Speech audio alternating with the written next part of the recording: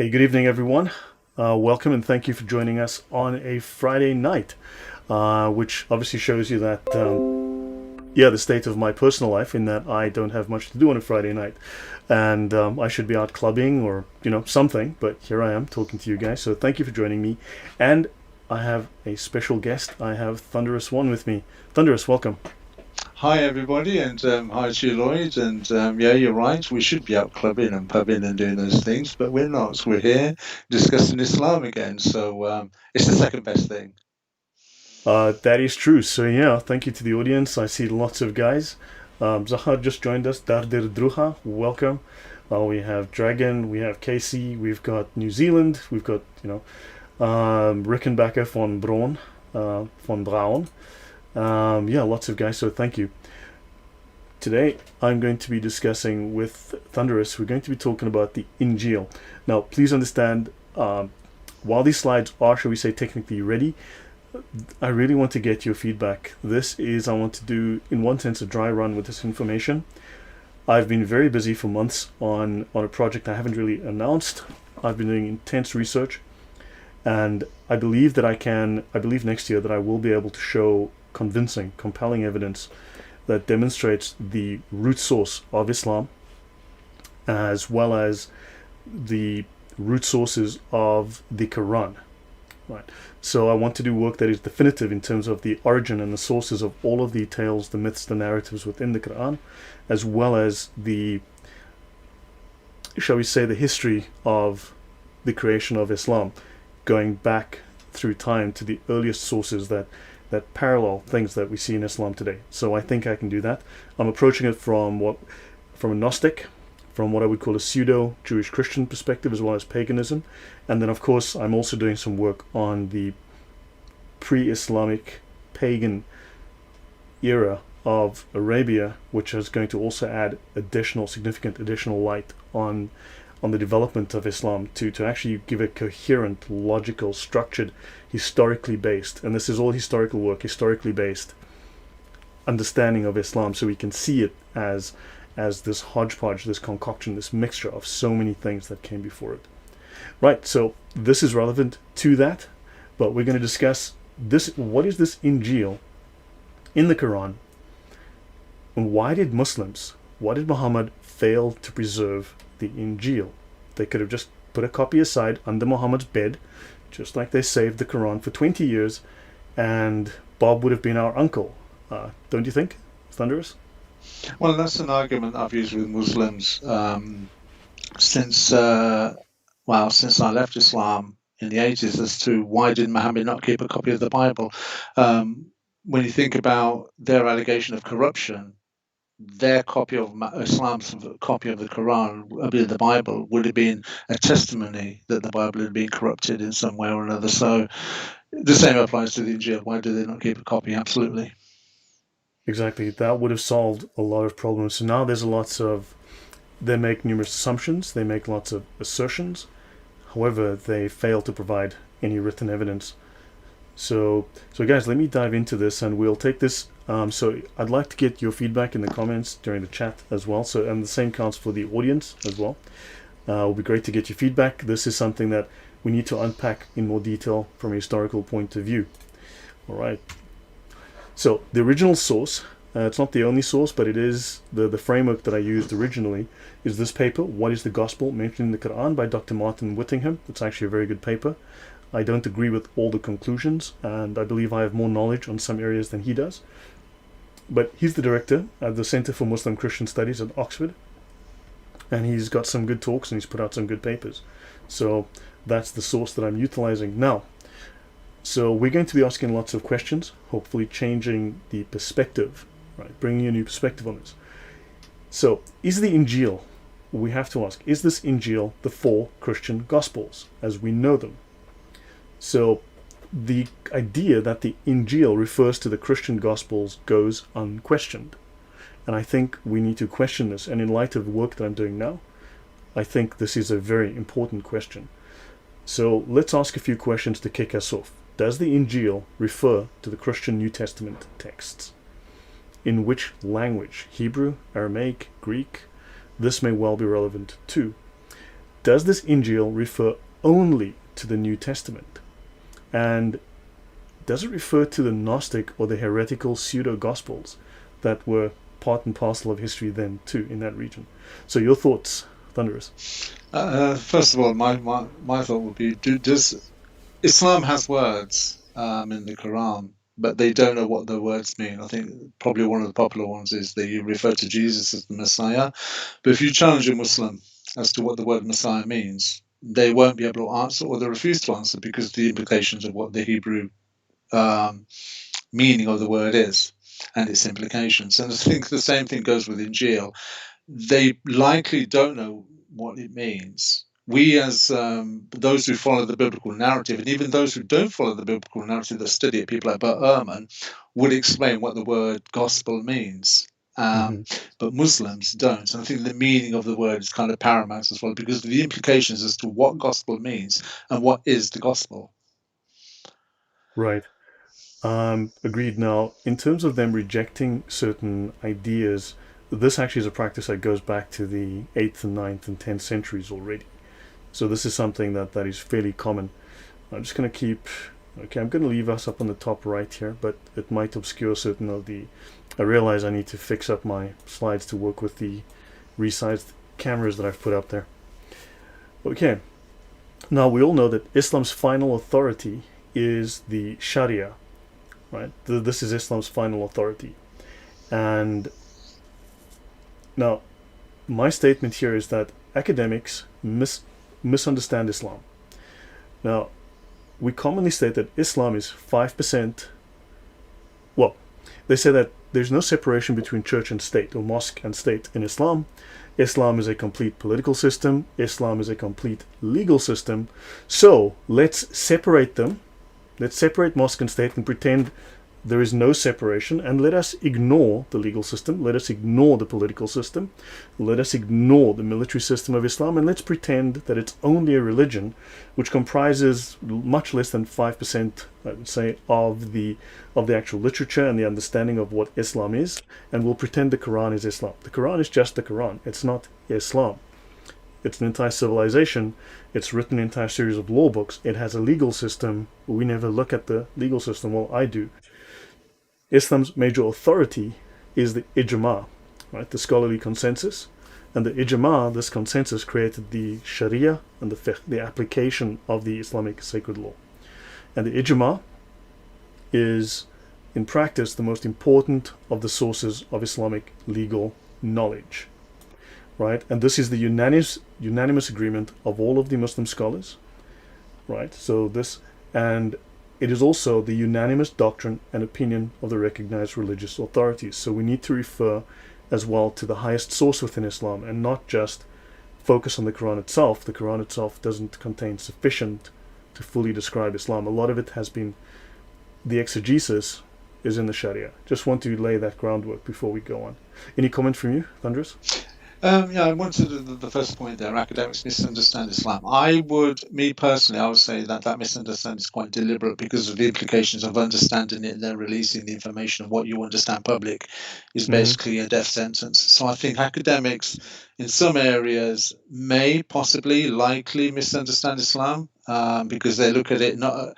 How can I say? It depends on what academics, because if you're an academic that's got an evolutionary atheistic background, you're not going to look at it in a theocratic sense. So you're not going to see, if you like, the inconsistency of Islam in context of Judaism and Christianity. True. Okay, Agreed. so there's that. So like the people, the Bart Ehrmans of the world, though I think he's probably smarter than most academics. Then you've got the other misunderstandings, because the implication is if you say anything that exposes or challenges the narrative of Islam, you may as well write your will. Agreed. And also I want to mention that from our perspective, we also see Islam and the Quran through a Western perspective. So we apply that lens and we don't always see it from their perspective, which is often very, very different from the way we see it. Remember, they're a deen. Islam doesn't call itself religion, it calls itself a deen. Religion is part of a deen, but it's about 14th in the list of priorities, right? So religion is one of the elements of a deen, but it's like 14th in that list. So first and foremost, it is a political system that is repressive, that is totalitarian, and we seem to forget that. Okay, now moving on. For perspective on this, I'm afraid I'm going to be moving us up and down like a yo-yo, which is going to be annoying for a bit, but this is the final perspective on Islam and other religions from Islamic law, right? Dini Islam, Erkan says, is surrender pact. Well, yeah, it is the subjugation and domination and humiliation of others under the power of Islam. This is how it is defined, how Deen is defined, so thank you for that. So, now, final, Erkan says, as in unchangeable, indisputable. So understand, it says here, previous religions were valid in their own eras, but were abrogated by the message of Islam. There are erroneous theories advanced by some teachers and Quran translators affirming these religions' validity, but they deny or do not mention their abrogation. It is unbelief, kufr, to hold that the remnant cults now bearing the names of formerly valid religions, such as Christianity or Judaism, are acceptable to Allah after He sent the final messenger. So understand, it doesn't matter what the Quran says. What matters is what the scholars say the Quran says. I have a live connection? I can hear you. Oh gosh, stutters again. Yeah, it's... Okay, let me... Oh, this is great. YouTube is deciding to give us grief again. Okay, so anyway, now, while we may not understand their rationale and their logic, they state that the exegesis, the tafsir, explains the accord between the various Quranic verses and the Sunnah, even if they appear contradictory, and that Islam is the final religion that Allah will never lessen or abrogate. Of course, Allah has abrogated Islam, but, well, the Quran at least, not Islam. So, now, we also know that they have a very negative view, right, from within the Sharia of Christianity. For instance, it states here, it is unlawful to use, such as building a church. Now, when the proceeds are directed to, now Muslims cannot donate money to Christians for unlawful use, such as building a church, purchasing lamps for a church, or building walls around it. So this assists disobedience to Allah. The same is true of an endowment for printing the Torah or New Testament, which is invalid because the Jews and the Christians have altered the text and interpolated spurious material. Interpolated is effectively to edit and to add material for deceptive purposes. And doing so is to participate in their disobedience. So we are disobedient to Allah. So from the Sharia perspective, the final word, they have a very low opinion of the Torah, the Gospel, and Christianity. Your thoughts, Thunderous? Yeah, it's material that we've looked at before, but this here, what you're saying there is a default that Islam has no choice but to make, considering the monumental differences between, say, the Torah and the Quran, the Zabur, which is allegedly Psalms, and the Quran, and then the Gospel material. However you want to look at the word and what it means, its implications against the Quran. Correct. Right. Now, Muslims are required, however, to believe in Allah's inspired books, given certain caveats. So, to believe in His inspired books, because they believe that the Torah is inspired, but not the Torah we have today, because that's the false Torah, means those which He revealed to His messengers, and believe, meaning to be convinced that they are the word of Allah, and all they contain is the truth. Yes, it says that. However, the obligation of belief applies to the original revelations, not the scriptures in the hands of non-Muslims, which are all textually corrupt in their present form. What are your thoughts on that? You know, show me the corruption in the Bible. I was actually just going to my notes on my iPad where I wrote a brief, if you like, summary of Sure. arguments I have against the Islam and its claim of the corruption in the Bible. But that might be, I'll bring out another time. But it's a default. Where else do they have to go? There's a certain irony with Islam as well, that it will claim corruption, bastardization, liquidation, interpolation. You know, all of these, the word salad that you expect from the Dawagandists, but then they rely on the Bible in its corrupt form in order to propagate the Quran. I know, it's crazy how Do they rely on the we not see Bible a to prove the problem Quran. here? Yeah. Yeah. Built for Speed says, how can they make such claims against the Torah and New Testament without having any primary sources to cross-reference from? That is true, but understand, to them, though, the Bible is not mutawatir, because they believe in oral transmission.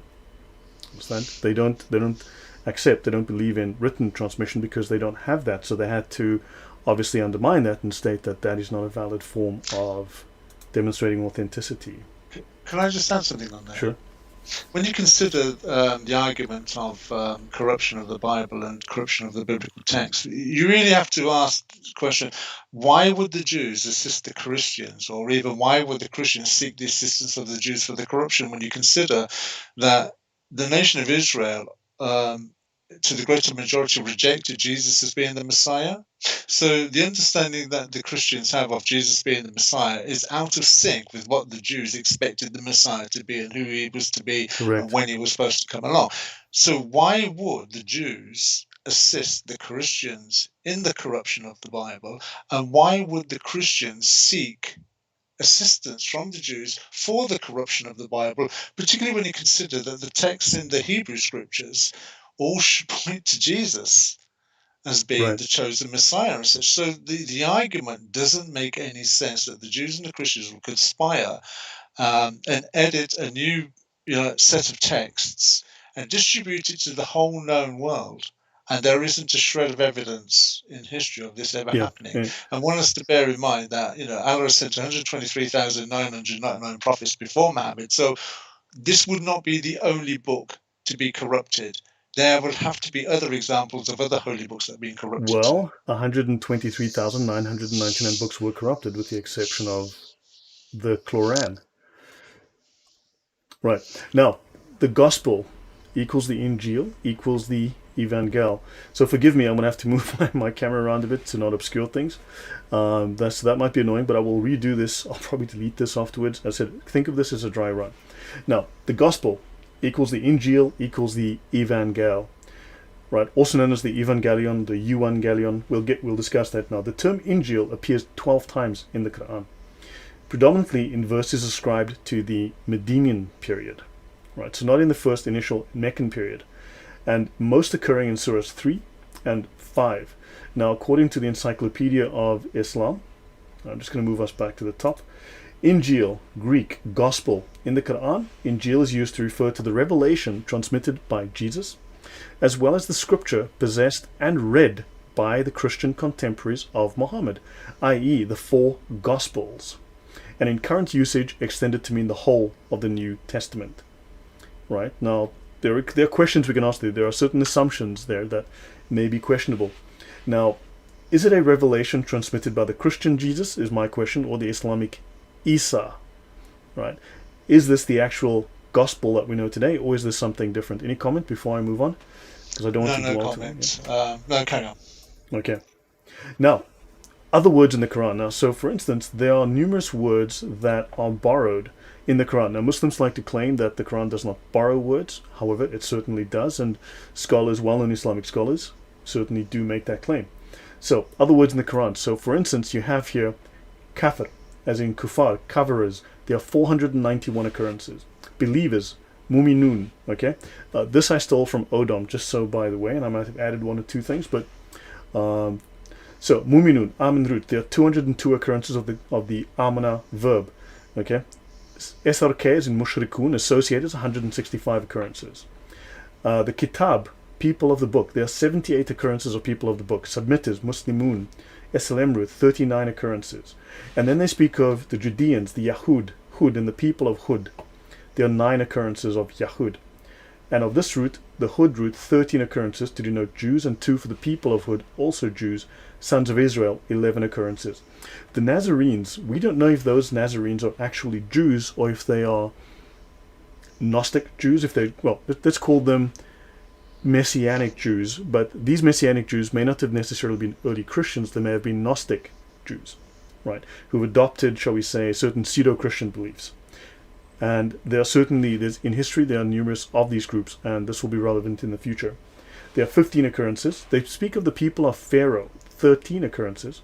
Arabs occurs 10 times. People of the Gospel, there's only 1 occurrence in Quran 5:47. and that the people of the gospel judge by what Allah has revealed therein. Any comment? No, it's not an unknown thing that when Islam says that it's a pure language and there is nothing sort of like borrowed from or external sources, yeah, it's monumentally obvious that there are. So, no comment other Right. than that. But it's interesting, if the Quran makes appeal to the gospel, if the Quran derives from the gospel, it only has one occurrence of people of the gospel. It's fascinating that there's only one reference to that.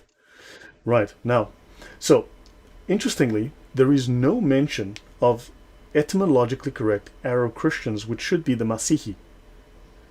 Right? The Quran mentions Romans, it mentions Sabaeans, who we apparently, by all accounts, as far as I can tell, are the Mandeans today. They still exist as a Gnostic sect, a sect of Baptists. They mention hypocrites. They mention those who became Judaized.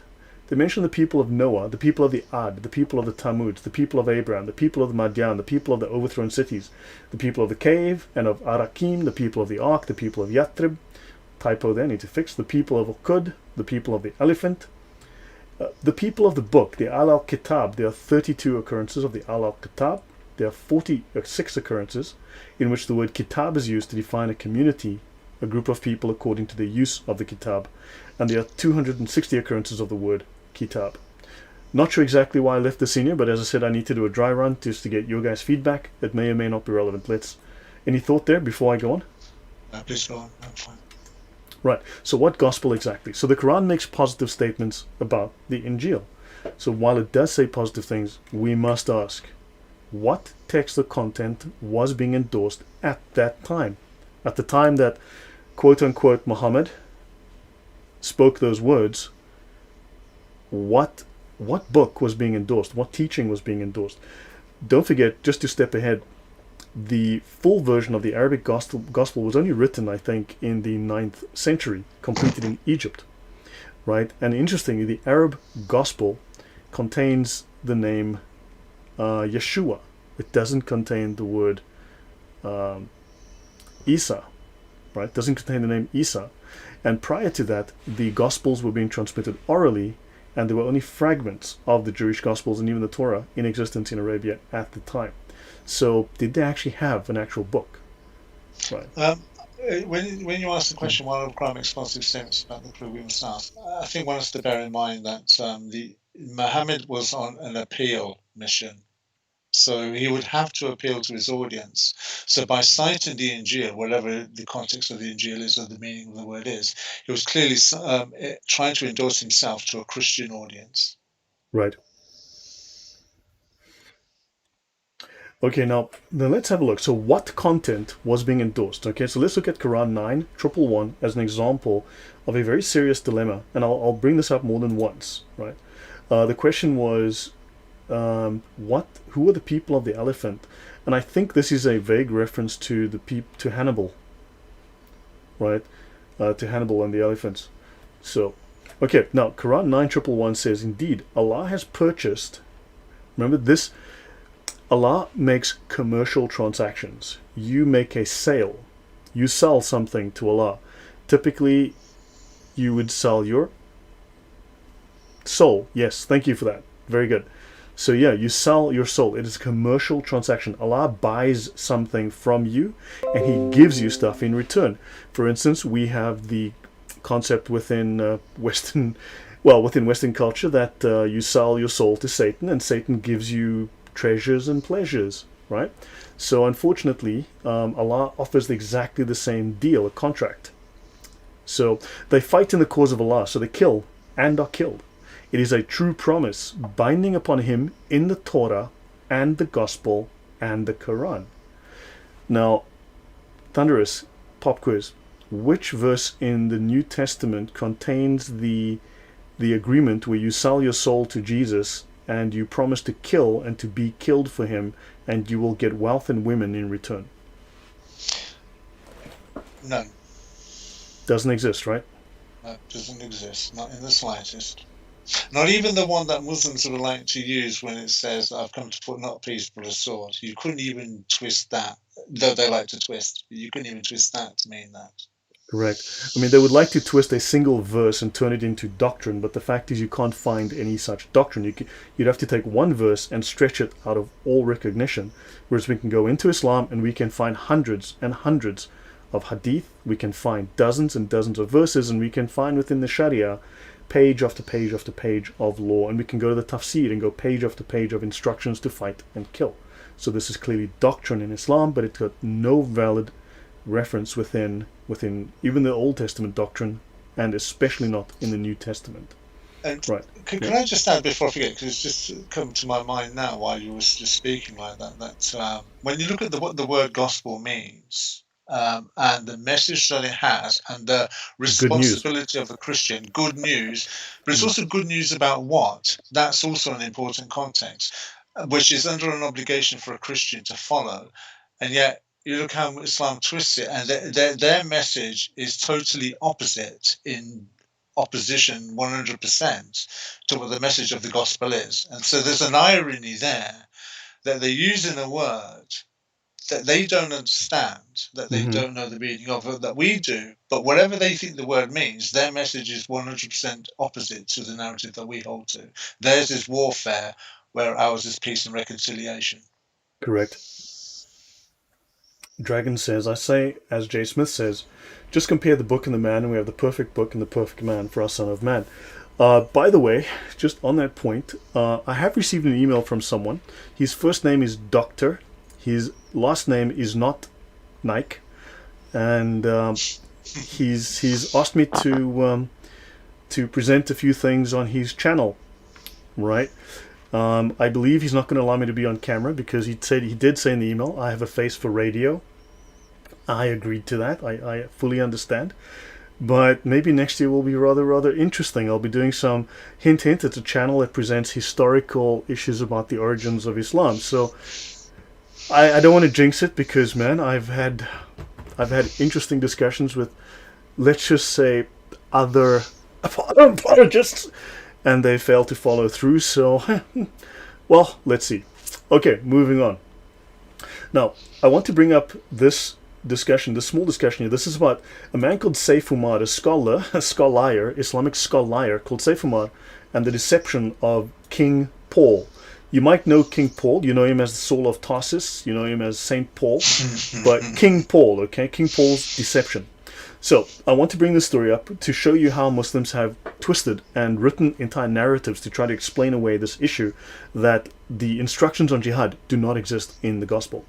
After the ascension of Jesus, right, his followers numbered 700 families. Saint Paul, the king of the Jews, who was in this case either out of ignorance or out of deceit conflated with King Saul, because Paul's original name was Saul, whose kunya was Abu Shaul. He urged that the Christians be killed, but they succeeded in escaping. So Paul was the king of the Jews. You might remember that King Saul, prior to David.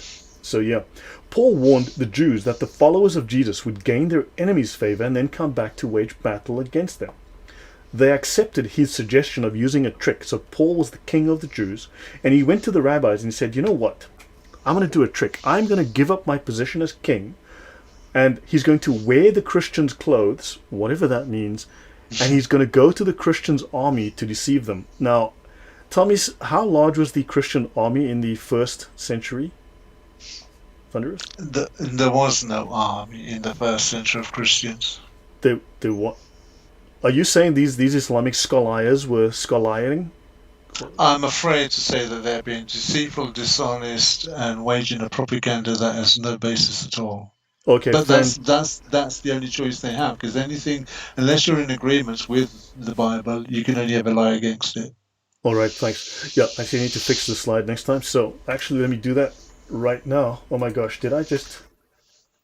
My bad. Sorry, guys. I'm just trying to. I should have just left that alone, shouldn't I? Oh, bugger that. I'm just going to go on from where I was. So the Christians praised the Lord for the miracle of Paul's capture. Somehow, boom, bada bing, bada boom, they capture Paul. Life is good. At his request, they bring him to their chiefs. And Paul tells them he had met Jesus, who had taken his hearing, sight, and reason. And when Jesus returned these faculties, he promised to serve the cause of Jesus' followers and to teach them the Torah and its rules. So they believed him. The dumb Christians believe him, and on his orders they built a house for him where he devotes himself to religious life, and then he locks himself in. And then he tells the Christians he's had a vision. He was instructed that the correct direction for prayer was towards the east. They believe him, and they left their Qibla.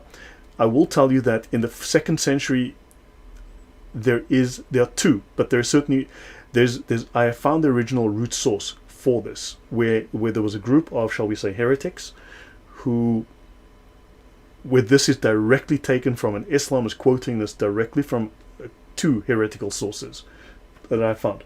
So then he convinced them that all food was permissible.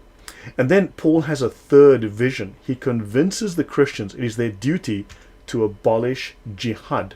It is their duty to abolish all warfare. So Paul tells the Christians, and this is the story that Muslim propagandists thought up from as early as the 9th century, 8th century, to explain away the absence of the instructions for jihad in the New Testament. So, on the prohibition of jihad, Paul says, I think that no one ought to be harmed, and no one recompensed. So whoever does evil to you, do not give him what he deserves. Oh, so he deserves it. If one slaps his cheek, let him turn to him the other. And if he takes some of his clothing, let him give the rest of it. And the Christians accepted this, and they abandoned jihad. Your thoughts? Well, the first thing I was thinking of is after the release of captivity from Babylon, was it 537 BCE?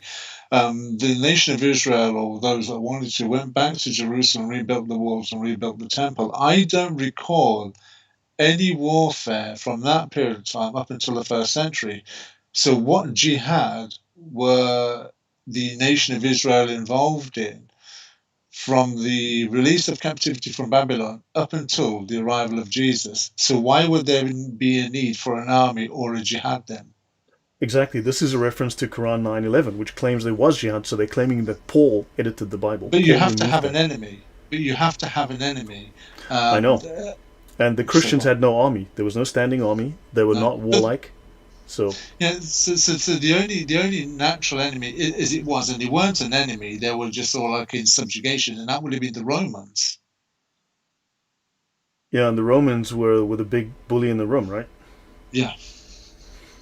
Right, so Christianity never had an army. There's no Christian army, exactly. I mean, unless you want to talk about the Crusades, but that's a whole different thing for a whole different... Paul was a time traveler, Veronica. If you look at my polemics series, you will notice that, yes, Paul was. This is my polemics series, okay? Islam versus St. Paul.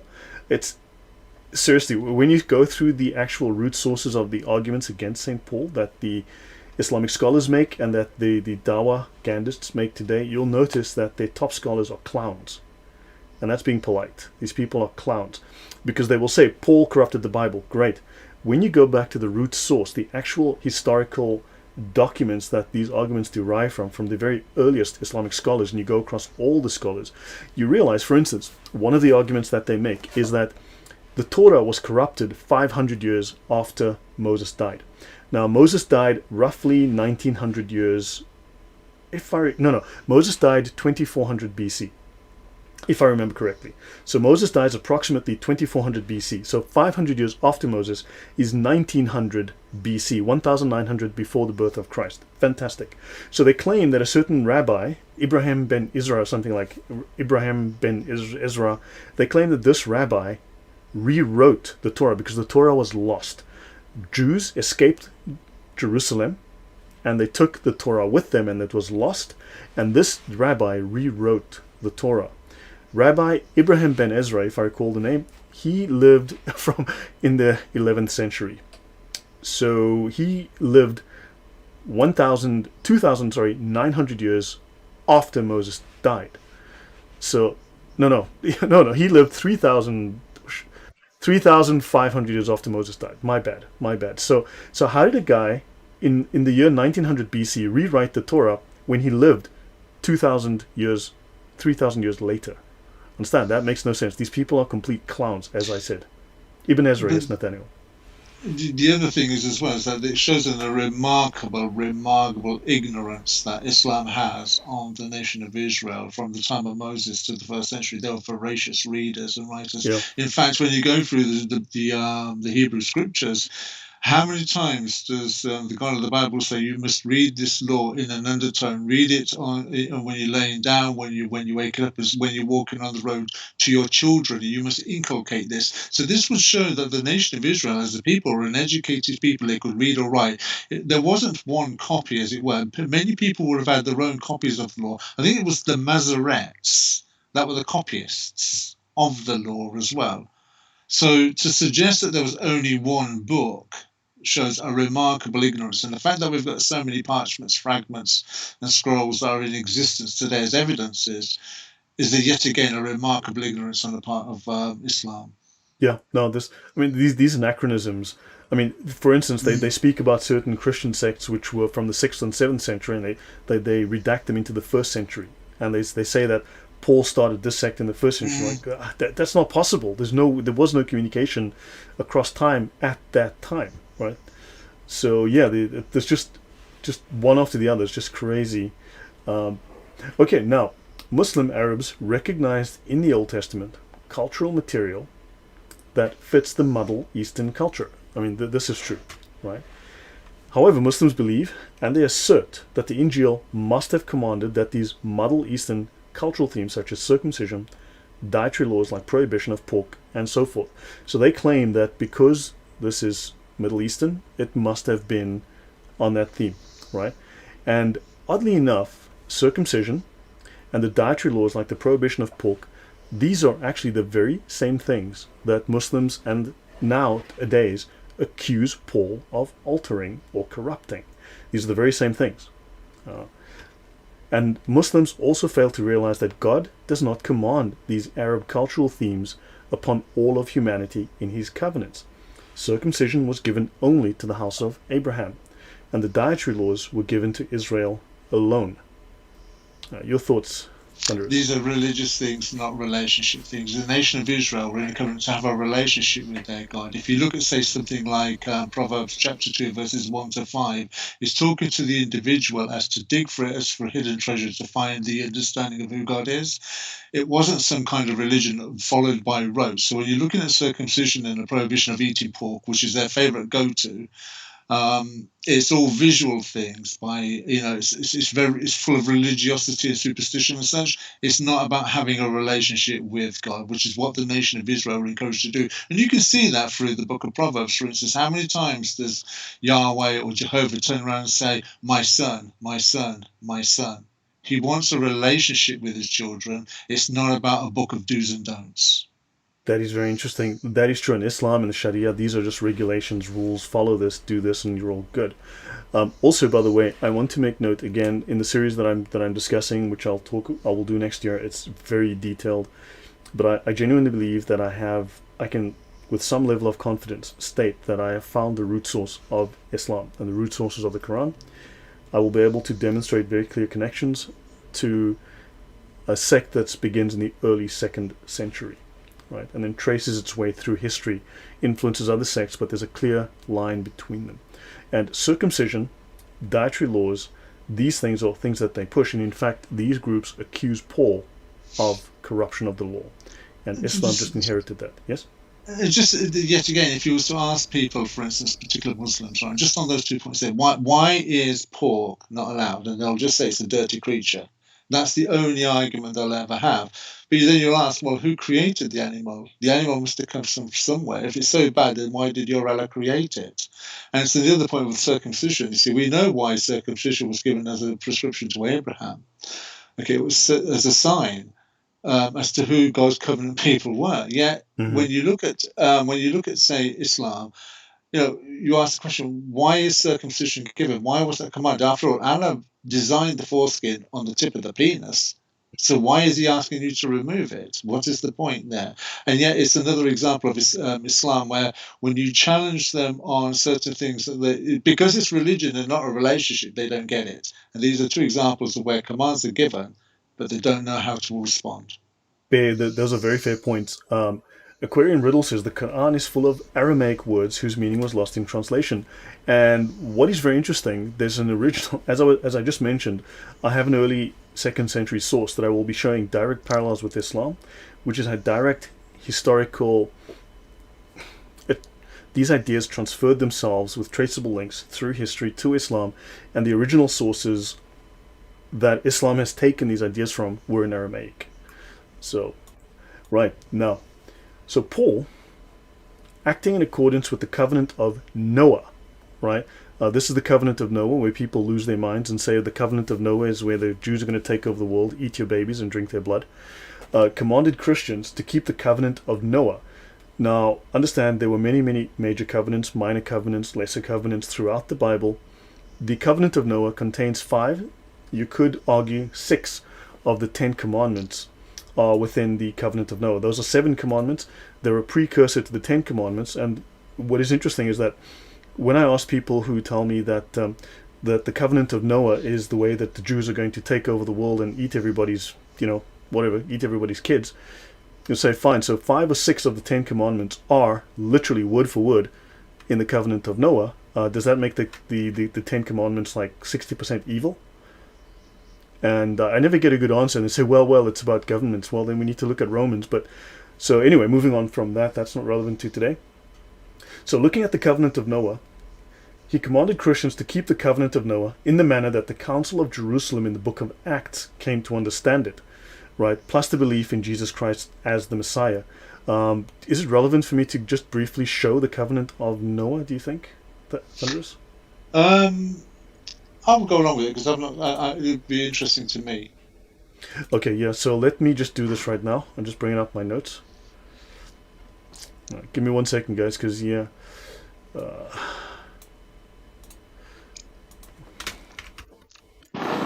Covenant of Noah. While you're looking, can I just ask people in the audience if if they can hear any echo on my side? I do believe it was taking place earlier on. If they can just give some kind of thumbs up, everything is fine, because I think I might have solved what the issue was. Yeah, no, true. So, guys, the covenant of Noah, I have a talk on this. It's quite detailed, and like most of my stuff, it's incredibly detailed. But let me just go to this. Okay, this is the basic overview of the 7 laws of Noah. Okay, the Noahide laws that anti-Jewish people lose their minds over this. Let me see. The 7 laws of Noah are biblical prohibitions from God against thou shalt not deny or curse God. You shall not worship idols. You shall not murder. You shall not practice adultery and sexual immorality. You shall not commit theft. You will not eat the flesh torn from a living animal, nor drink its blood. Right? And there is the obligation to establish courts of justice and also, by implication, just governments. Okay? So understand, so this is where Paul, if you read Romans, this 7th law would come from that. So I can go into that another time, but within Romans, Paul actually does additional exegesis on the 7th point. And so once I've destroyed these 6 points, where people say, okay, well, the laws of Noah seem, that's all holy because, it's just like the 10 Commandments. They'll say, yeah, but it's here where they're going to establish courts of justice to steal all your stuffs. And then we can go to Romans and see if, then again, right. So 6 of the laws are derived from Genesis. The 7th is the establishment of courts of justice. 5 of these laws are repeated in the 10 Commandments, directly, verbatim, right?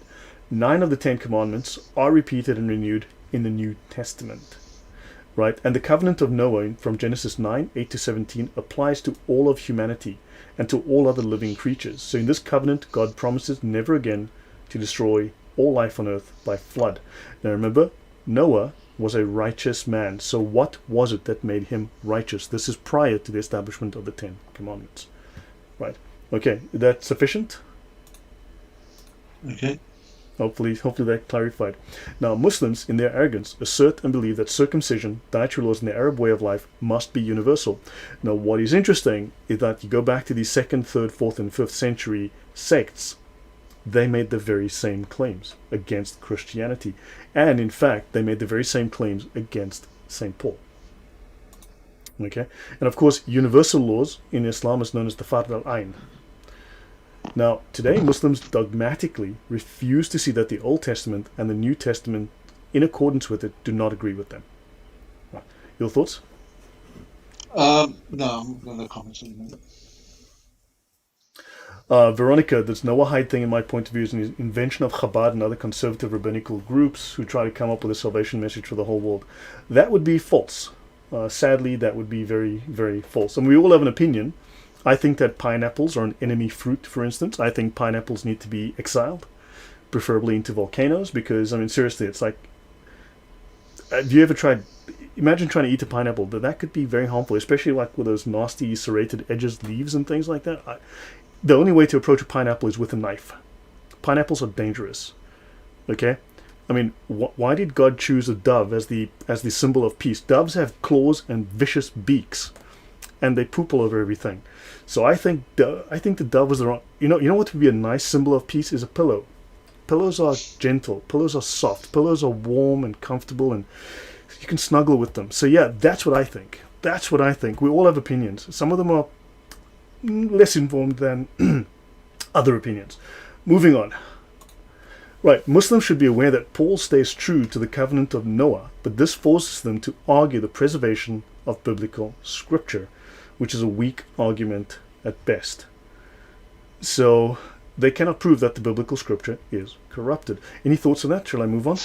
Well, as I was just looking at that and just thinking that the fact that Islam is, as I was speaking to somebody funny enough earlier on today about Islam and cigarette smoking, I was actually talking to a Muslim, and I was saying that the reason why you people can't understand whether it's right or wrong is because you've got nothing in scripture to tell you it's right or wrong. This is why you carry on smoking, because Right. even though you know it's suicide in slow motion, and you know that even it's suicide for somebody else, or it's dangerous for somebody else if you're smoking, because they can passively get injured by your exhaling of the smoke or the wafting of your cigarette. But that's where it's different, say, to the Judeo-Christian book, because you Right. see, sometimes God does not answer a question with a right and a wrong, good or a bad. He gives you enough information in there because he knows how the human brain works. A spiritual person will look at the scriptures if they're in a situation and then formulate a response based on principles that they can discern and glean from scripture. The Bible can't answer every situation or every question for any situation you might find yourself in, but a spiritual person will be able to look at the scriptures and then come to a satisfactory conclusion that's going to be in line with God's will. Islam can't do that. This is why we have the situation with what you're putting in that text there now. Right. Built to Speed says that cauliflower is my sworn enemy. Look, I think Brussels sprouts are small, dangerous, and very slippery, and you need to keep your eye on those things. But like I said, pineapples are an enemy fruit. The only way to approach a pineapple is with a knife. You cannot trust a fruit that you have to approach with a knife, a fairly sharp knife, if you want to make it safe. Right? And then, of course, Terminator Extraordinaire says, Mark 7:19. For it doesn't go into their heart, but into their stomach, and then out of the body. In saying this, Jesus declared all foods clean. And yes, that is correct. XYZ says, as Veronica mentioned earlier, Muslims have no reference of the Gospels. Yep. BMW says, people laughed and mocked Noah for building the ark, but through his obedience and faith in God, he was the first person in the Bible to be called righteous. Now, here's the question then. So we have to ask, now, exegesis, as righteous, Thunderous mentioned, I was about to call you righteous one. Sorry. As Thunderous mentioned, there needs to be an exegesis. You have to take the principle and try to apply it to situations which are not directly and explicitly referenced within the text. So Noah is called righteous. So what did he do that was righteous? Right? What set him apart? What were the acts that he did that made him different from the people around him? Right? So you have to then ask yourself, so what are the things that he did? What set him apart? What specifics? You know? You can't be vague, you need to be precise. And these are the things that determined how he was different, and that's the model that is used for the 7 laws of Noah. But that's a very lengthy discussion. Yes? I was just going to say, somebody said that Noah was declared righteous, and I think Abel was declared as righteous, not maybe using those words, but it's kind of clear he had God's favour, as did Enoch. But the thing was with Noah set, I think, has got it fulfilled prophecy, which is something that Abel and Enoch did not do, and set out acting in faith when the God of the Bible, Jehovah Yahweh, said that he was going to bring about a global deluge. And he used Noah's example to set a pattern. And we know it's a pattern because Jesus mentions that in Matthew 24:36, as does Peter. Right. Colossians tells us that if you put cheese on cauliflower, it neutralizes the cauliflower and makes it safe. I think that's a fair statement. So yeah, Colossians, thank you for that. So guys, you're not only going to get sort of this kind of academic material, but also very valuable information on how to pacify dangerous foods. Thank you very much for that, guys. Keep the contributions coming. Right. So, right, early Arab authorities attempt to find an Arabic origin in the root NJL. Okay, so they attempt to find an Arabic root in this Injeel.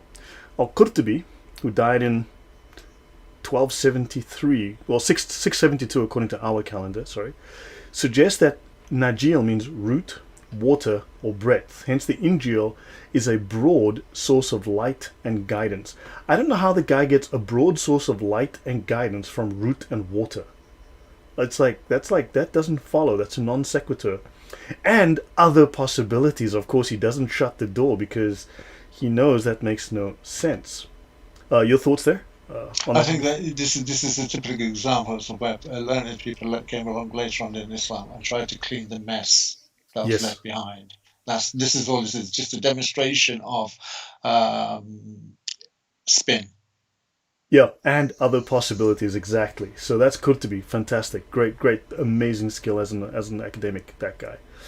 Others reject the Arabic origin of the term, including a man called Al-Zamakhshari, and he's from, he died in 1143, 538, I think this is in their calendar, in 1143 in ours, and Al-Bidawi, 1260, right? So these are late authors. The most likely origin for NJL, this Arabic root of the Injeel, is the Greek euangelion, the good news, entering the Arabic via an Ethiopian word called the Wangel. Right? It's just interesting. Can I just add on there? The Ethiopian. It's interesting they come from Ethiopia because in the book of Acts, I think it's in chapter 18, somewhere around there, it talks about the Ethiopian eunuch. So there's a history of the message of the Bible from, was it Philip that ran alongside the Ethiopian eunuch, and he was reading aloud the book of Isaiah. I think you may be right. Asking questions. Yes. So there is, if you like, a history or strong history of a good, sincere, certainly peoples from Ethiopia going to Jerusalem to worship and then going back. And there's an example of somebody going back with the message of the Bible as it was from directly one of the apostles. All right. Okay. No, that's fun. Yeah. Thank you for that. That's actually something worth noting and looking up. Right. So now, looking further at the etymology of the word Injeel, slide number 3 on this one. We're just covering the number 3. So according to Arthur Jeffery, right, the long vowel ending in Wangel, like the long second syllable of Injeel, is a closer resemblance than another proposed root for the Greek euangelion into Arabic, which is the Syriac evangelion. So most people believe that the Syriac evangelion was translated into the Arabic from, so euangelion seems apparently more accurate than evangelion, because you will see the word evangel as well. Anyway, so look, this is an academic discussion beyond me. I thought I would add it in here for interest. But this just talks about the historical root for which word came in, the Greek word, the Syriac word, the Ethiopian word. Well, it looks like it's the Ethiopian one wins this fight. Okay? Now, the assumption that some Quranic terms were originally non-Arabic words has been seen as controversial. Okay? But obviously this is not the case when these words are proper nouns, i.e. names, because a name is a name, right? Let's see, BMW says, euangelion, the good news of the coming of the Messiah, the gospel, the generation after it expresses sometimes the giver, sometimes the subject, the Messiah. Yeah. Right. Now, Al-Suyuti in the Itqan devotes a chapter to this topic, but makes no mention of the term Injeel. So, Al-Suyuti actually speaks of foreign words that get included in the Quran.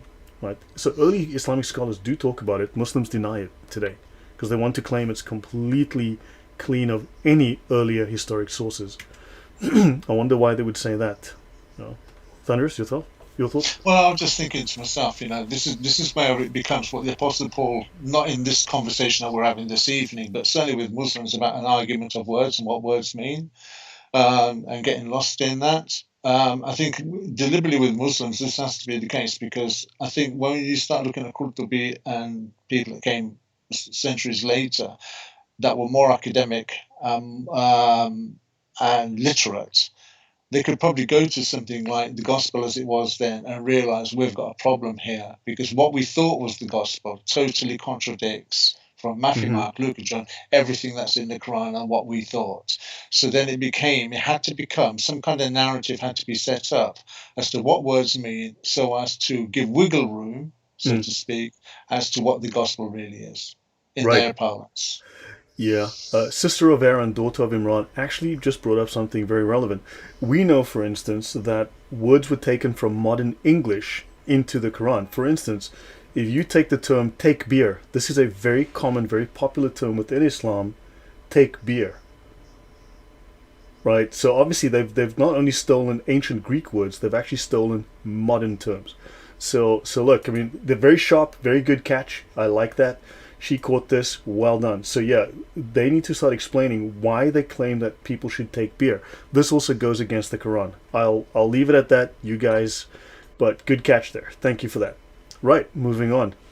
I hope you guys aren't taking everything I say seriously, right? Because oh, anyway, moving on. Right. Now, so Sleepyhead Luke says, thanks for this. Been diving deep into Islam last few weeks and in need for help. So, yeah, this is going to get deeper and, yeah. So, Jesus never used the word evangelion or the word Injeel, right? Interestingly, and thanks for one of the guys in the that actually made the comments. So I pick up things from you guys as well, because I don't know everything. I learn a lot from you guys as well. So Jesus used the word bashar for good news from Isaiah 61:1, which is, and this is the Hebrew phrase here, the Hebrew word here, bashar. Okay, bashar, Arabic term for humanity. Thank you for that, Erkan. Okay. Okay, yeah, so now Strong's H1319 tells us that bashar means, or bashar means to bear news, to bear tidings, to publish, to preach, to show forth. Okay, it continues to say to gladden with good news, to bear news, to announce salvation as good news, to preach. Okay, and hithpail, to receive good news. So there's peel and hithpail, to receive good news. And this is an actual entry from, so it is not used, but so it also has from the Arabic. So there's actually an Arabic version of it, to be joyful, cheerful, especially in receiving glad tidings. So this word has an original Hebrew root, and then it has an Arab borrowing, to be joyful, cheerful, especially in receiving glad tidings, to gladden with good tidings, okay? And the primary sense appears to be that of beauty or fair within the Arabic, though. And remember, they want to apply this to Muhammad, because this appears in various verses where Muhammad becomes Ezekiel's wife, okay, and Muhammad becomes a cross-dressing time traveler. Any comment before I go on, Thunderous? No, I'm fine, thank you. Okay, so further on to the etymology. Then you have bashar, a primitive root, properly to be fresh, full, rosy, figuratively cheerful, to announce glad news. It also means messenger, to preach, to publish, to show forth, to bear, bring, carry, preach, or tell good things, to bring tidings. Right? It is used in the Qur'an. Let the people of the Bashar judge by what Allah has revealed in it. Should really be translated, let the people of the Evangelion. I made a typo there, so you need to fix that. Right? So the people of the good news. Let the people of the good news. So for some reason the Quran uses this, but not the people of the good news. So now, there is no way to the false Muslim claim that the original Gospels must be in Aramaic, because they claim that this has to be the case. In fact, I've had some now state that this has to be in Hebrew, right? And the assertion not to trust the Gospels, because you have various roots, as well as you've got the Greek would make much more sense. I don't understand this argument as well as I should. This was taken from the original document I mentioned earlier. But any comments? This is all just distraction argument that Muslims use to get away from the fact that the gospel account that we have today totally condemns the Quran and Islam. So by hook or by crook, trying to cause deflection, smoke and mirrors, it's a shell game. This is not even a logical argument to make. It's just a dawagandist technique to try and obfuscate from what their situation is. Actually, thank you for that. That's actually, I appreciate that. Yeah. So yeah, someone asked, doesn't the word Hajj have Hebrew roots? I actually discussed this word on Mal's channel when I discussed the origin of the Sharia, except there was a problem with these streaming software. and this didn't display, but it comes from the Hebrew hag. So yes, and they've just softened the two G's into the hajj. So yes, in fact, there's numerous Hebrew roots to the Arabic words, numerous of them. Okay, and Aquarian Riddle says there's a strong link between ancient Greek and ancient Egyptian languages. So looking at the etymology again. So it's also a verb to bear tidings, and also to rub smooth the face. Compared to the Arabic, remove the face of surface of a thing, right? And to be glad and joyful. So two very different meanings. In Arabic, he rejoiced him with the message of the birth of a son. Interesting. So the same word, the bashar, he rejoiced him. So this is an example. He rejoiced him with the message. That's the context of which you would have that. And in the Ethiopic, bring a joyful message. So Assyrian, busuru. Now you have Assyrian, which is very similar to the bashar. And you have the Sabaean as well. It goes back to the Sabaeans who were mentioned in the Qur'an, right? And then also it is the proper name of a deity. Very interesting. These are just some of the etymological roots. Now, I don't understand all this as well as I should. That's why I'm talking about it, to see what it is that I know or don't know. Maybe I've missed something. So guys, feel free to comment. Your thoughts before I move on? No comment. Thunderous? Nothing. Right, the Injeel, again, gospel in the Quran. Okay, it's used to refer to the revelation transmitted by Jesus and was the scripture possessed and read by Christian contemporaries of Muhammad. Right. Now, let's have a look at the Encyclopaedia of Islam, Volume 3. Injeel, Arabic transcription of the word euangelion. Oddly enough, they actually mention here the Greek euangelion through the Ethiopian wangel. So they actually subscribe to that concept as well, to that idea as well. And they mention various scholars here.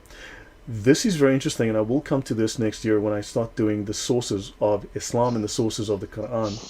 The variant Injeel may arise from a Mesopotamian Persian influence, because from what I'm seeing from the research work that I'm doing now, the original source of Islam derives from a Mesopotamian sect, oddly enough, from a Mesopotamian Persian group. Very interesting. So this variant, Injeel, so that would actually be very, very interesting, from the early 2nd century. Now of course you've got controversies. So the Muslim side, they accuse the Christians of having corrupted the original Gospels, right? Muslims love to do that, and for believing Muslims, this question presents no difficulties. It is the same God who reveals both books. So of course the Quran says that the Quran says certain things about that. Yes, he brought the books, and of course he then but Muslims go against what the Quran says. It is the same God who revealed both books. The Prophet Muhammad, having received revelation directly from God and had no need to consult directly or indirectly the scriptures in order to be able to reproduce some of the features which are found in them. Now, so they're saying that Muhammad got direct revelation, but then why does the Quran constantly say, consult the people of the book, talk to the people of the book, right? So, now, Allah, oddly enough, supposedly gave, and thank you, I got Peter Fall Muhammad, that's okay. Thank you very much, I much appreciate it. That's very kind of you. Thank you for the donation. Yeah. So, Allah gives Jesus. Now, as you know, it says in the 29th Gospel of Matthew, chapter 3, verse 1, part 5, that Jesus departs earth, the cloud comes down, he steps on the cloud, and as he rises up, he says, oh guys, I forgot. I completely forgot. I was given a book. Here's your copy. Here's your copy. Here's your copy. And he gives everyone a copy of the book that he was given, right? So because Allah is always right, as you know, so Allah gave Jesus the Injeel. So the word Injeel, oddly, is always singular, okay? The plural only developed much later in the Arabic language. And do we recall the verses where Jesus gives a copy of the book to the apostles? Thunderous? Absolutely not. Jesus was the gospel, if you like. So He didn't he have didn't it, he get given a was book it. that he shared with the guys? No. Okay, so we have no evidence that he was given a book and that he gave a book to his followers. This yet again raises so many problems. If Allah used Jesus as a prophet and Allah gave Jesus a book called the Injil, how incompetent does this show Allah to be, that Allah gave Jesus a book, and how long did it last? It was lost instantaneously. That just makes Allah look even more incompetent. The all-knowing, the all-wise, the creator of the universe, with the Quran in heaven before anything else, gives Jesus a book an Injeel, and instantaneously it disappears as quick as you got it. No, that's because the cloud passed over the Nile and Jesus accidentally dropped it in the Nile. Was that with Uthman's burning the Quran as well? Partly Same like place. that, and so in 1924, when they burned all the Qurans and dropped them in the Nile, they were just kind of following that proud tradition. So, according to the Quran, the Injil is a message that was sent down to Jesus. The question would be when, right? Or I would even ask, first of all, what? What was the message? What was the message exactly? Okay, so now supposedly, according to the Quranic text, of course, the same way that the Taurat or the Torah was sent to Moses. Can I just ask something else?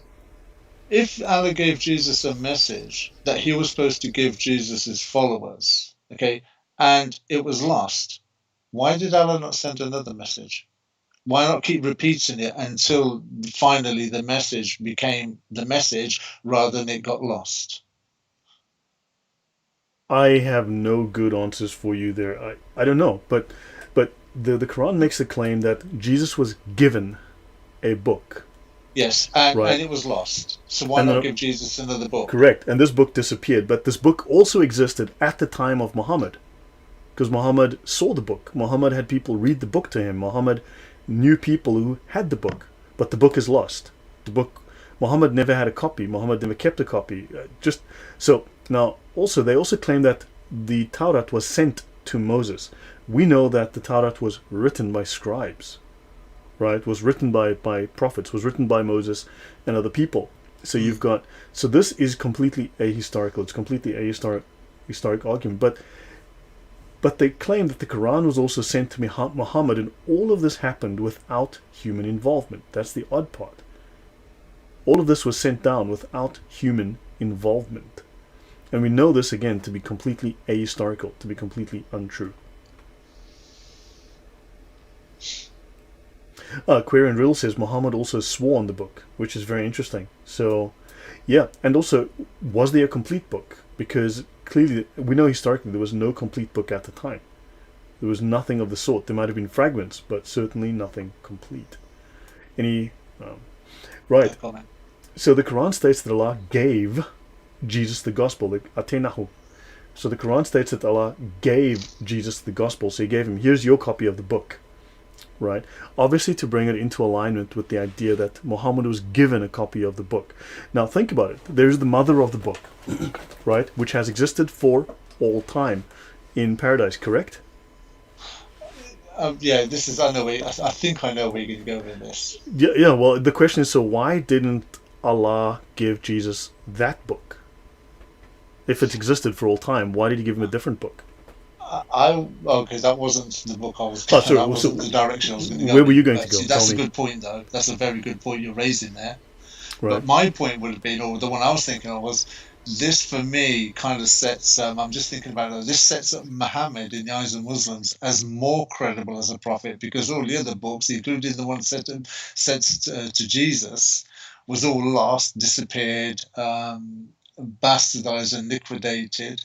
Yet the book that Muslims have, the Quran, is divine and is being kept together and has been unchanged, not a dot or anything. So from the Muslim polemic side, it gives credibility to the Quran, because this book has not been lost, whereas all the other books, including the one given to the Christians by Jesus, has been lost. Right. Yeah. So anyway, so Jesus, the son of Mary, not the son of God, right? And we gave him the Injeel, which was guidance and light, confirming that which preceded it of the Torah as guidance. Excellent. Right? Now, Quran 57:27 says, we gave him the gospel. So there are numerous attestations in the Quran that Jesus was given a gospel. When? We don't know. Right? And of course, this original book. But then, of course, it says here that Allah taught Jesus the gospel. Right? So he was given it, but he was taught it. So that's fascinating. So yeah, but just keep that in mind. That's alam too. That's the different word there. And in Quran 5:110 it says, remember when I taught you writing and wisdom, the hikmah, and the Torah and the Injeel, and when you designed from clay what was like the form of a bird with my permission, then you breathed into it and it became a bird. This, of course, is a Gnostic myth taken from the Syriac infancy gospel, also known as the Arabic infancy gospel. And it's a New Testament apocryphal writing concerning the infancy of Jesus, and it may have been compiled as early as the 6th century and was partly based on the infancy gospel of Thomas and the Protevangelium of James. We know for a fact this is a Gnostic story. It's got no relationship. So what I think we can begin to conclude, once I get into some other material later on, is that Muhammad, wherever he was referencing existing Gnostic and pseudo-Jewish Christian texts. Your thoughts? No comments. Okay, so these texts existed. Now, Arabia had become a little melting pot for all of these pagan groups, all of these Gnostic groups that had been kicked out of Rome. Because remember, Rome became Christian. So all these other groups had to take a hike, and they all ended up in the one place where they could all, where there were no rules, Arabia. And all of these ideas blended and fused, and they started to copy each other. And these stories all went there. And Mo, being the ear, man who was all ears, listened to everything that he was told and wrote it down day and night. He simply just borrowed these ideas. So this Injeel starts to me to look like this is simply Gnostic texts that he just copied stories from. Nathaniel says, if Allah taught the Injeel, is there an internal Injeel on the golden tablets? Why not make 2 eternal books? That's a fairly good point. What do you think, Thunderous? If Allah taught the Injeel, is there an eternal Injeel on golden tablets? And why make 2 eternal books? No, because we have to give Quran. Islam wants to give Islam and the Quran credibility. It can't, because if there was an eternal book in heaven that was the Injeel, it makes Allah look incompetent that he handed down a book that couldn't be kept yet. It's eternal in heaven, but it can't be eternal on earth. They can't have that. You can only have one book eternal in heaven and one book eternal on earth to give Islam the credibility that it requires. Okay, which is why they claim that the Quran abrogates the previous religions, yes. That the new message abrogates the Sharia of Muhammad abrogates the Sharia of Jesus, and each subsequent Sharia abrogates the one before it, or at least the majority of it. But it's very interesting that they also want to abrogate the Sharia of Jesus with the Sharia of Moses. Very weird. So hikmah, wisdom, science, and philosophy. Right, so just so you know, I just take this from the Encyclopaedia of Islam. The Dar al-Hikmah, the House of Wisdom, in the Qur'an is used in several Medinan passages for the revelation or part of it. So, yeah. So the Injeel, was it given to Jesus during Ramadan? So it is commonly thought that the Injeel was given to Jesus all at once. Remember, with no human intervention, just like the Torah was given to Moses. Right, and the Quran was given in stages, which is very odd. Why everyone else got their book all at once? The Quran was given over 20 years, 22 years. Yeah, Allah was waiting for Khadija to die first. That's a fair point. She wore the pants in the house. Mm-hmm. Right. This is a common view of the exegetes. The Quran was given in stages, and Jesus got it like all at once. Right. DHL delivered the book on the 13th day of Ramadan, just so you know. Because Al-Suyuti in the Itqan mentions a tradition that the Injeel was sent down on the 13th day of Ramadan. So they don't know what the book is, but they know when it was sent. To the day. They've even got the delivery certificate. It's kept inside the Kaaba. They won't show it to us, though. They've got the label right there. So, for Christians, at the time of the rise of Islam and today, this is not the meaning of the term gospel. It's not the book that God gave Jesus that we don't have anymore. Right? We have a completely different view. The gospel is a message about Jesus' life, his death, and resurrection proclaimed by Jesus or his followers. Can I just add on to that? If you go to Matthew 24:14, it also says, this good news of the kingdom will be preached. So this gospel of good news is also about the incoming of God's kingdom. And we know that's true, because if you go to Matthew 6:33, it talks about seek first the kingdom and his righteousness. But if you move backwards a little bit in history to the book of Daniel, chapter 2, verse 44. You're going too fast for me, man. Wow. Sorry. Yeah. So if we want to understand what also is the gospel, we have to go to Matthew 24:14 first, because that gives a more accurate reflection as well. I'm not suggesting that what has been said about Jesus, the ransom, his life course, now I'm not denying any of that. That's all part of it, but there's something important as well that gets missed. So if we go to Matthew 24:14. I'm on it here. Okay, so and it reads there, And this gospel of the kingdom, notice that, this gospel of the kingdom, so it's this good news of God's kingdom, will be preached in all the world as a testimony to all the nations, and then the end will come. So when we're looking at Islam, Islam doesn't understand what the message is, but then that's exactly what Islam is going to do, because one has to look at something else in this, which hasn't been mentioned yet. Who is really behind Islam? And one has to conclude, if Satan's running the planet, then you can bet your bottom dollar Satan and the demons are behind Islam. They are not in any way going to draw attention to anything that exposes them. They're going to draw and bastardize and liquidate what the gospel is, try and confuse people with words and meanings of words and genealogies to detract as arguments away from what the good message is, and that is the kingdom of God. So if you go to Matthew 6:33 next.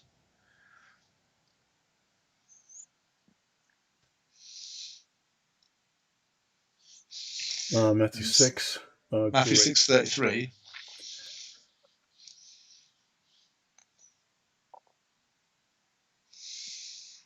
Here we go. Seek first his kingdom and his righteousness, and all these things will be given to you. Exactly that. So notice that there. Seek first the kingdom and his righteousness. That would mean living a life where you're putting God's kingdom first, God's godly principles, and living your life as though you're expecting the kingdom to take place tomorrow, and God's righteous lifestyle. So the kingdom, the whole point of me bringing this up is that the kingdom is a very real government. It's not some condition of the heart. And how do we know that? For the last scripture, if you don't mind, can we go to Daniel 2:44? And this really solidifies what the gospel message is. Daniel 2:44. In the time of those kings, the God of heaven will set up a kingdom that will never be destroyed, nor will it be left to another people. It will crush all those kingdoms and bring them to an end, but it itself will endure forever. Right. Yeah. Can I just break that down just a little bit, if I may? Yeah, sure. Right. So it says in there, in the days of those kings. So if it was sort of like talking about the past, it would be Daniel would have said in the days of them kings. If he was talking about contemporary times, he would have said in the days of these kings. But he's talking about a time in the future, in the days of those kings, the God of heaven will set up a kingdom. Okay, notice what it goes on to say, that will never be destroyed. So God's going to set up a government that will never be destroyed. Okay, then it goes on to say, it will be left to another people. So it's not going to be voted in, voted out. There's not going to be any military coup. There's not going to be like a sniper with one bullet causing 7 wounds between Jesus and maybe the Apostle Paul, and found on a gurney somewhere with no blood on it or anything. It's not going to be, they're not going to get. This is a permanent government. Notice what it happens next. It will crush and put all those kingdoms. Crush all those kingdoms and bring them to an end, but it itself will endure forever. That is the message. So it's not going to be like Monty Python, where some foot comes out of the sky and one foot lands on the Houses of Parliament and one lands on the White House. It's talking about a total annihilation of man-made governments and the man-made structure of the system of things that we live in at the moment. That is what the kingdom message is. So when Jesus says this good news of the kingdom, we're getting it there. And that's the one thing that Satan and the demons do not want you to know, because that's the one thing we should all be putting first in our lives. Right. Good point. Yeah, so it's not entirely benign. It does talk about crushing the competition. Absolutely. Absolutely. And so guys, you have hopefully some motivation on Monday. Get out there and crush the competition.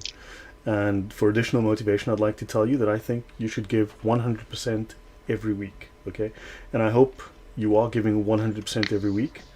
My plan for doing so is that on Monday, I give 5%, sometimes 10%. Tuesday, assuming I've got some energy, I'll give like 15%. And then you kind of go for like a big push on Wednesday, give like 40%. And then you wind down, you get like 20% on Thursday, and you just save that last 10% for Friday, and you just stumble home. Okay? That's how I give 100% every week. But 5% on Monday, guys.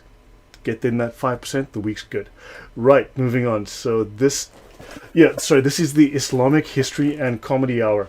So I got a comment up here that states that uh, there were also other agents of revelation for the Quran, like Umar, who had influenced some surahs to be revealed. Yeah, that is true. That's a very good point, Amir. And then, of course, you had Joseph Smith.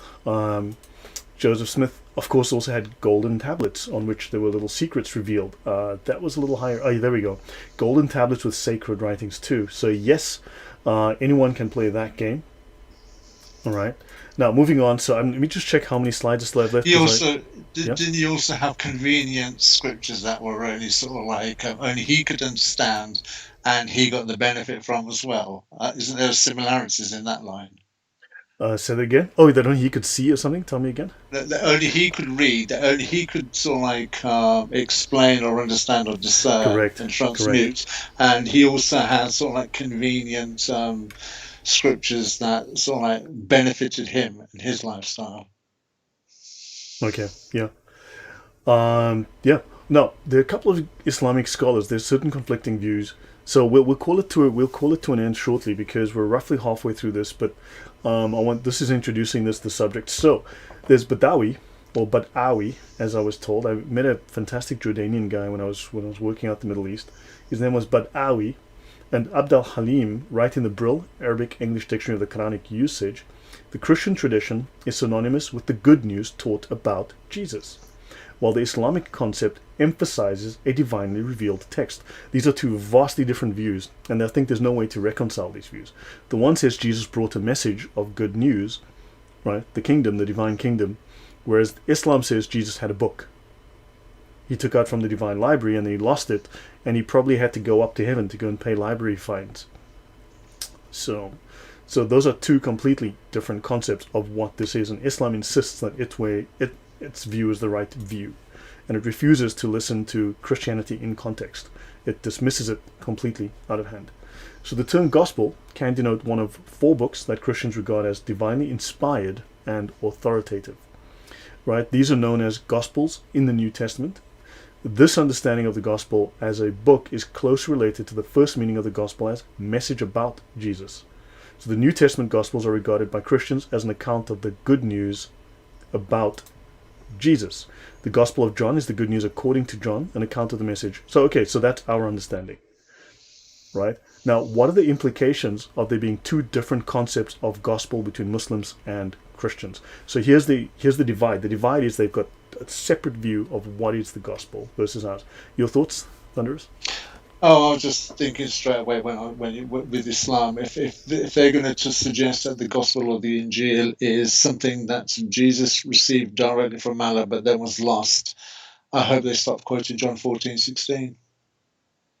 Maybe they have. So let me see whether there's any comments. Oh, so they've been ingrained. So Veronica says correctly, they have been ingrained that there must be a book. They don't understand we believe in a message and a person, and that there's letter by letter worldview interests no one outside of Islam. Correct. That is very, very true. Now, in Islam, the Qur'an is the supreme mutawatir. Okay, it's the supreme mutawatir text, which is recurrently transmitted and thus authoritative. In theory, though, not in practice, a text perceived to be in conflict cannot be regarded as correct. Right, that's the theory. Now, there's a term bayina in Islam, the bayinat, clear, evident. In the Qur'an, this appears as meaning manifest proof. In law, bayina means the proof per excellence, the proof par excellence, right? That established by oral testimony. Islam does not respect written transmission. It does not respect recurrently transmitted written texts. This waffle of the mouth, Chinese whispers, broken telephone, this is what it deems as manifest proof, as the proof par excellence, right? And applied not only to the fact of giving testimony at law, but also to the witnesses themselves. So they claim that the witnesses are so excellent, but their witness is also incredibly excellent, and the message is unbroken, and that the transmission is perfect. Your thoughts, Thunderous? I'm just thinking there, they're going to have to say that, aren't they? They've got no choice because they've got no written text to confirm, so they have to go by oral tradition. Correct. They have no choice but to say that. Yeah, which is very convenient. It's like my dog ate the evidence. But I did see him steal the money. It wasn't me. I did see him steal. My dog ate the evidence. I promise you, my dog ate my phone. My dog ate it. but I don't have it, but I can assure you it was true, right? And then some Muslims are trying to say you've got one transmitter, one chain of narrators, one chain of evidence direct from the source. We've got 14, we've got 15, so ours is better because we've got 15 behind us. You've only got one. Yeah, it's the sheep ate my Quran excuse. Exactly. The sheep should have eaten the whole freaking Quran, not just did that sheep die in agony a few moments later? But we have to wonder. It died feeling that its jugular had been cut. You're right. And guys, just on that point, since we are talking about jugglers, there is only one way to kill a circus, and Islam, believe me, is a circus. The only way to kill a circus is to go for the juggler. Okay? Did you just think that up? Did you just make that up? Not quite. I've been wanting to use that whole week. And I gave you the. You gave me the opportunity. Thank you very much. So guys, I hope you've not only found excellent dietary advice here, but also you found some some reason to laugh and learn about Islamic stuff. Who thought Islam could be so much fun? You have to laugh at it, man. That's the only thing. It's laugh or cry, right? Pick one. I'd rather just laugh at it. Satan's certainly laughing at it. Look how many people he's got fooled by it.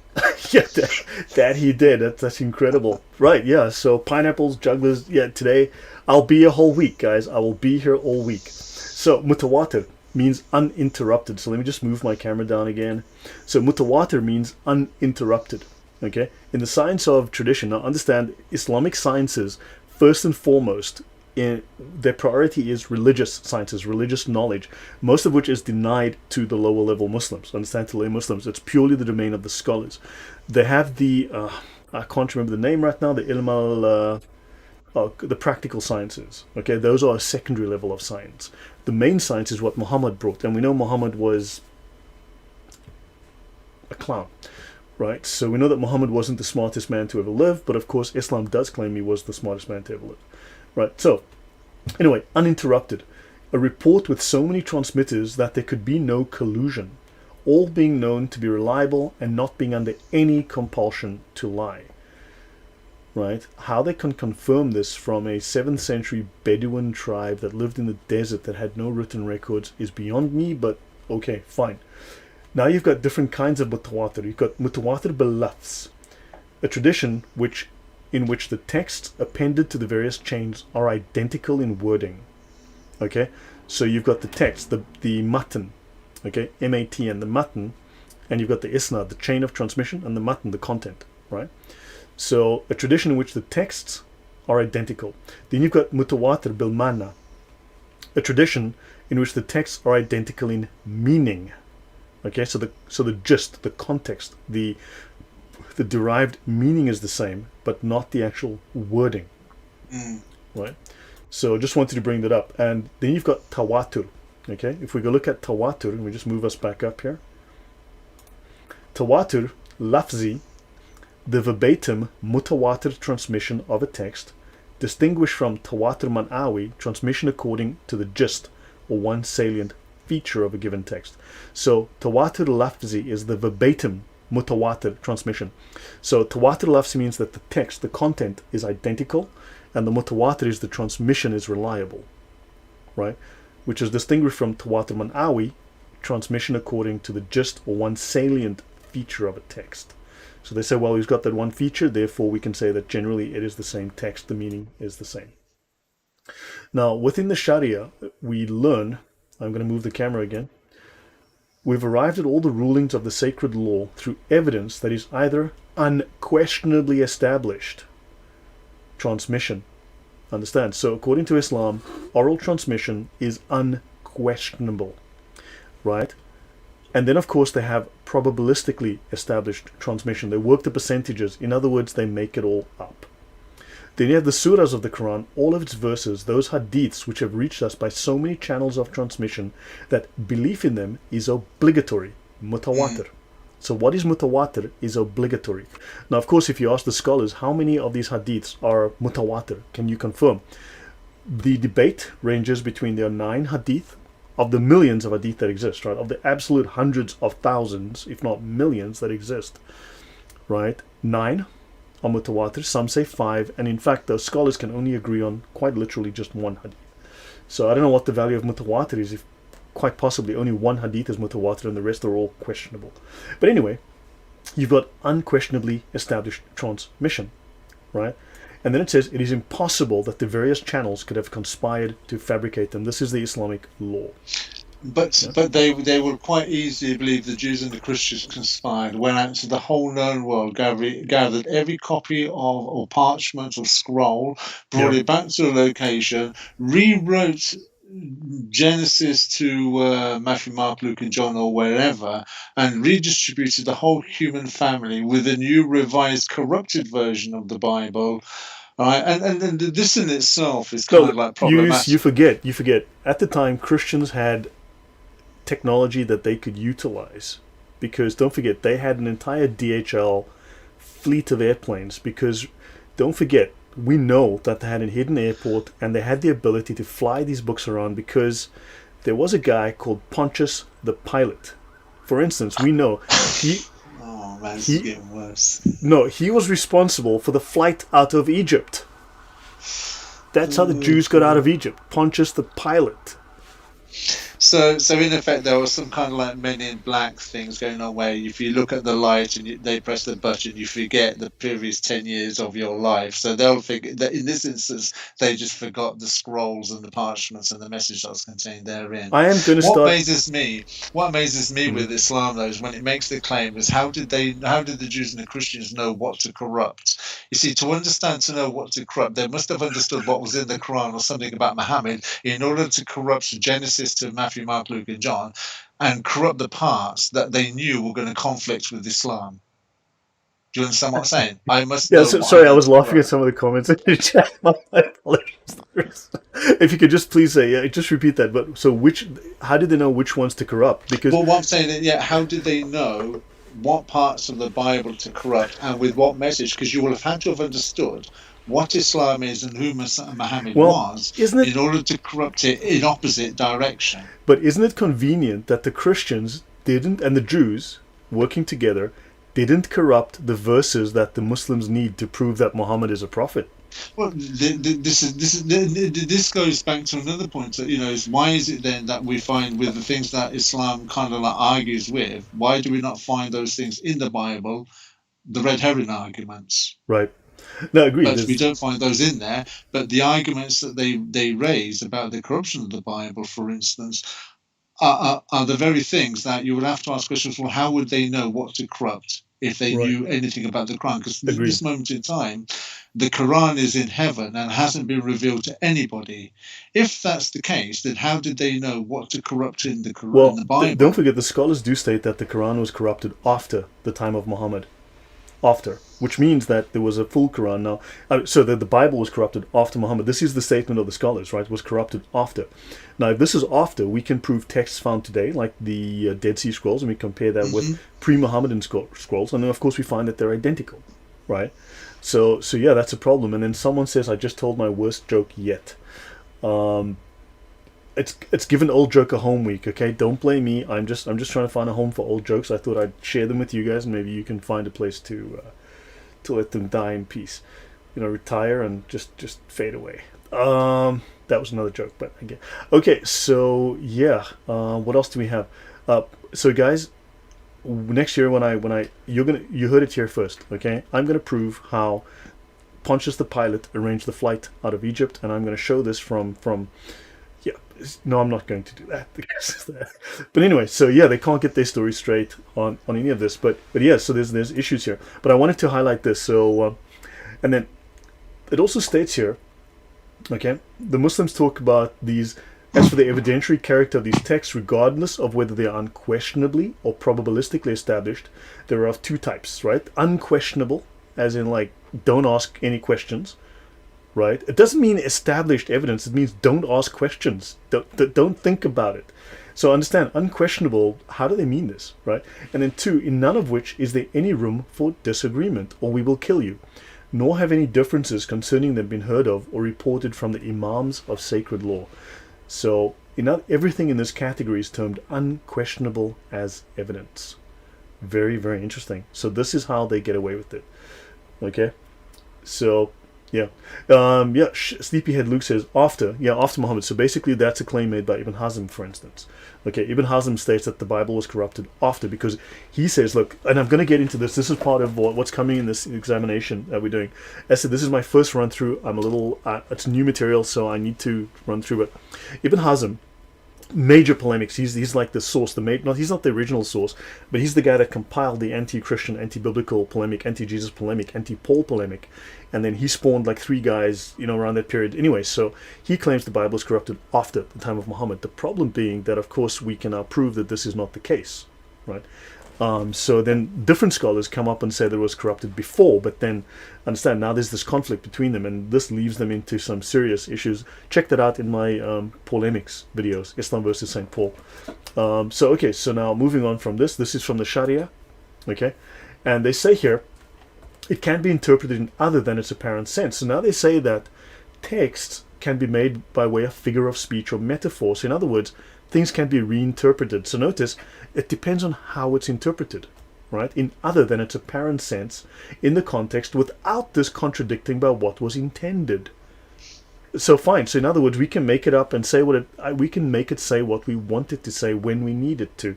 And we find scope for scholarly difference of opinion and the number of meanings that a text can imply, how much interpretation it will bear. So in other words, they are happy to reinterpret anything at any time.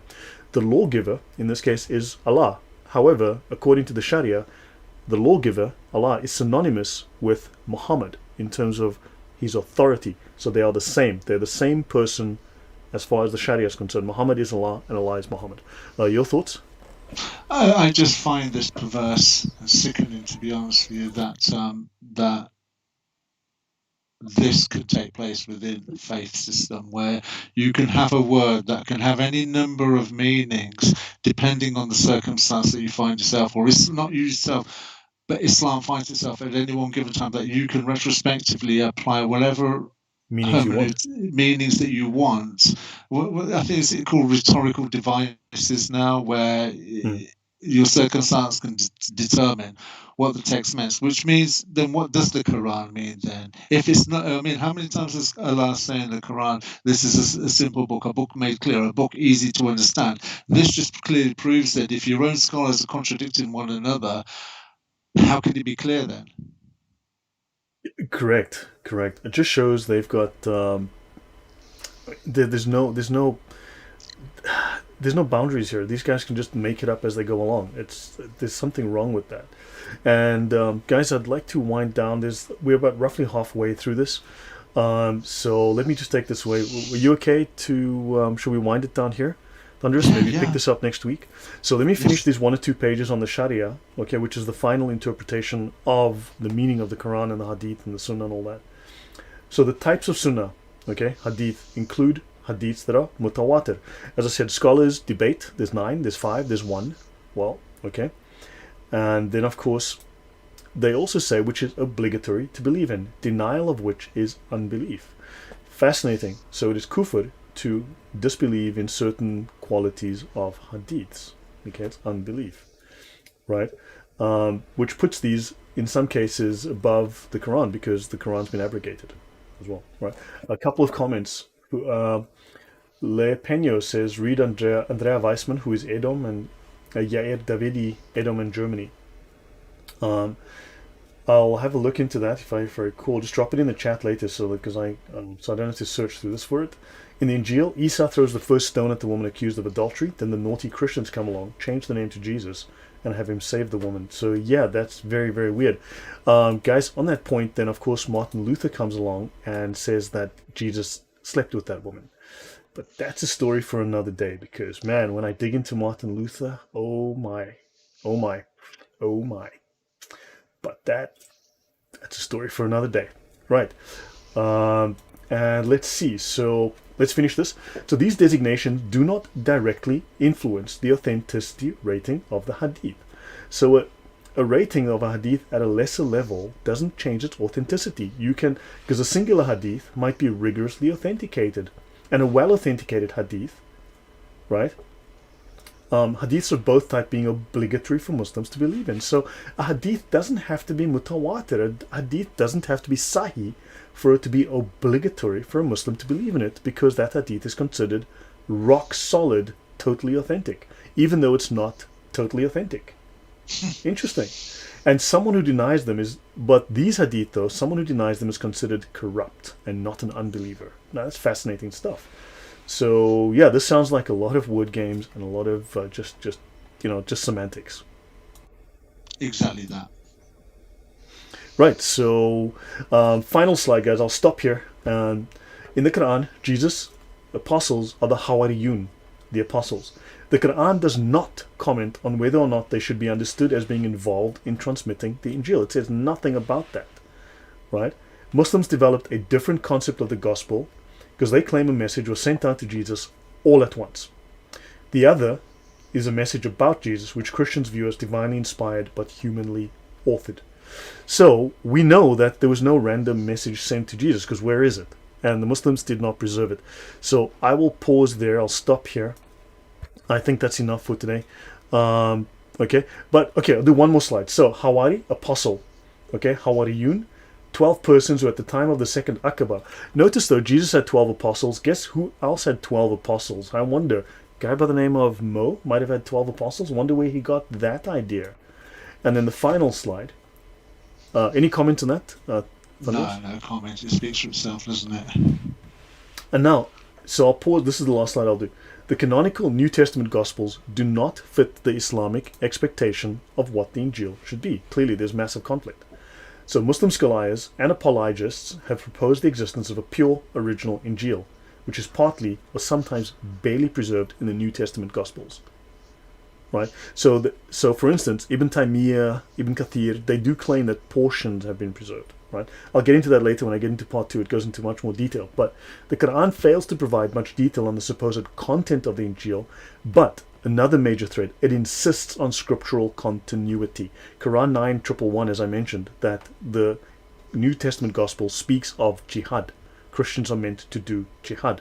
So it doesn't show anything that is actually found within the Gospels. Right? It's all Gnostic text. It's all pseudo-Jewish Christian texts, and pagan ideas, right? But it does insist on scriptural continuity. So the Quran makes this insistence and cannot prove this. I'll pause here. So guys, thank you very much, Eric. And every time you heard Quran is perfectly preserved, feel free to use the yeah, that's not true. Yeah, exactly. So guys, I'll pause here. Hopefully this was interesting. It's my first run through of this material. Any comments, thoughts in the chat below, please. And I may delete this, because I need to come back to this another time. But yeah, your thoughts, Thunderous, I'll give you the last word.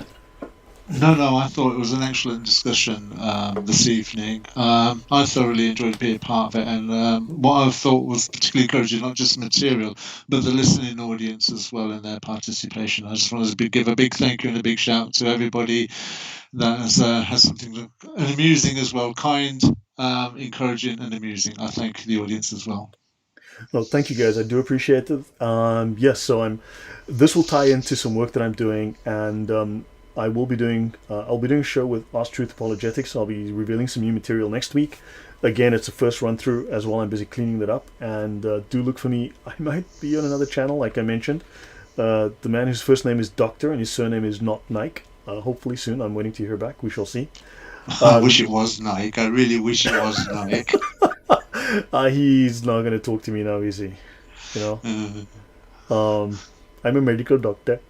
Okay, guys, so thank you all very much. And yeah, I shall see you guys soon. On Sunday, I will be on Chris Claus's channel. I'll be doing a show there. So wait for the announcement on the channel of Chris Claus. And thank you, Thunderous, for your input. Thanks for your thoughts and your assistance and your feedback. Le Peño, I got it the first 5 times you sent that message. Thank you very much. Right, and thanks, guys. So till Sunday, I'll see you again, and I will do this. I'll pick this up next Friday with you. Thanks, guys, and stay away from cauliflower. And remember, seriously, try and eat a pineapple without a knife. It's not going to go down well. Pineapple is an enemy fruit. Okay. Good night, guys. Take care. Bye bye. Bye bye.